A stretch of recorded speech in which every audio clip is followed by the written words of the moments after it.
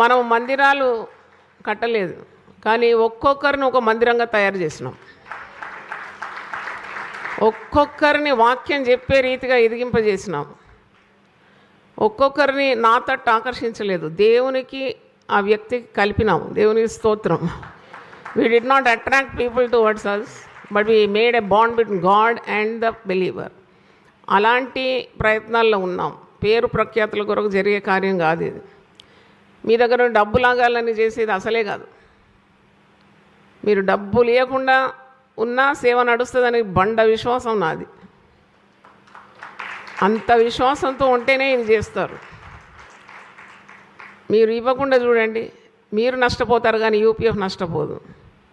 ఎందుకంటే ఏ దిక్కు నుండైనా దేవుడు సహాయం చేస్తాడనే గొప్ప విశ్వాసం కలిగి ఇన్ని సంవత్సరాలు పయనించినాను. దేవుని స్తోత్రం. అందుకే మీరెవరు నన్ను ఆపలేరు, మీరెవరు నన్ను అణచలేరు. ఆ ధైర్యం దేవునిలో ఉంది. ఆ ఇచ్చిన దేవునికి 2 చేతులు ఎత్తి నేను స్తుతిస్తున్నాను. మీకు సంతోషం ఉంటే మీరు కూడా స్తుతించండి. చాలా సంఘాల్లో ప్రజలను పీడిస్తారు. గొంతు నూలు మీద ఒకటే తక్కువ ఉంటుంది, బట్ట విండినట్టు పిండుతారు. డబ్బులదే డబ్బులదే డబ్బులదే డబ్బులదే. ఇంతవరకు అలాగ అడగలేదు. అడిగినట్టుంటే మీ చేతులు ఎత్తి చెప్పండి మీరు అడిగినారని. మీకు అంత ధైర్యం లేదు నాకు తెలుసు. ఎందుకంటే I look to God for everything. దేవుడే నాకు ఆశ్రయమును దుర్గమునై ఉన్నాడు. నా అవసరతల్లో ఆయన నమ్ముకొనదగిన సహాయకుడు. కాబట్టి మీ అందరి కొరకు నేను ప్రార్థన చేస్తాను. ఇక్కడ ఇచ్చిన వారికి ఒక తీరు, ఇవ్వని వారికి ఒక తీరు చూసేదే లేదు. అందరినీ సమంగా చూస్తాను. ఇవ్వలేని వారి కొరకు ఎక్కువ ప్రార్థన చేస్తాను. కాబట్టి ఇది పవిత్రమైన కార్యం.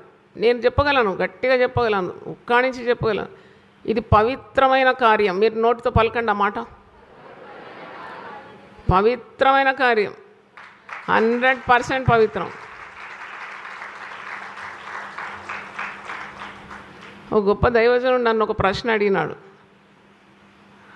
సిస్టర్, మీరు 40 రోజులు మీరు ప్రార్థనలు పెడతారు కదా, చాలా ఆదాయమే వస్తుంది కదా అన్నాడు.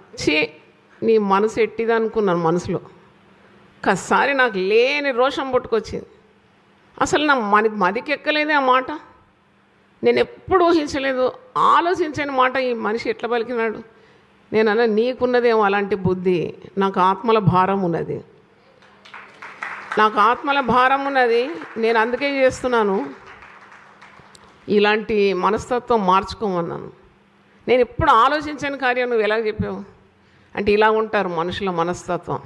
కానీ అందుకే మనుషులు పై రూపాన్ని చూస్తారంట. దేవుడైతే మన హృదయంలో ఉన్న అభిలాషలు. కొంతమంది కాపర్లు చాలా దశమభాగం ఇచ్చేవారికి చాలా ప్రాధాన్యత ఇస్తారు. మోవర్ చాలా విలువైన వారు, లేకుంటే సంఘం నడవదని. ఎందుకో నా దృష్టాలు పోనే పోదు.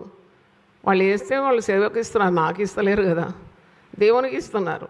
నేను చాలా బలహీనల వైపు చూడడం నేర్చుకున్నాను. ఈ భాగ్యం ఆయనకు చాలా సంవత్సరాల ముందే ఈ వాక్యము నన్ను సంధించింది. ఆయన దృష్టి